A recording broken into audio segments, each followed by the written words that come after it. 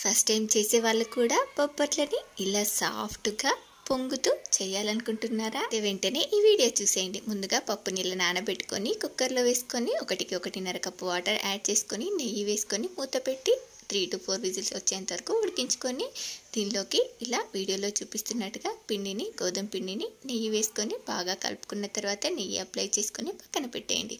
ఈలోపు మనకు పప్పు మెత్తగా ఉడికిపోయింది. దీన్ని వడగట్టుకొని ఇలా మిక్సీ జార్లో వేసుకొని మెత్తగా గ్రైండ్ చేసుకొని ఇలా ఒక ప్యాన్లోకి నెయ్యి వేసుకొని బెల్లం కూడా యాడ్ చేసుకొని గ్రైండ్ చేసుకున్న పప్పు కూడా వేసేసుకొని బాగా మిక్స్ చేసి ఇలాచి పౌడర్ కొంచెం నెయ్యి వేసుకొని ఇది ప్యాన్ నుండి సపరేట్ అయ్యేంత వరకు ఉడికించి చల్లారిన తర్వాత బాస్లా చేసి పక్కన పెట్టేయండి. ఇప్పుడు ఇలా ఒక చిన్న పిండి ముద్ద తీసుకొని వీడియోలో చూపిస్తున్నట్టుగా బొబ్బట్లని చేసేసుకోవడమే.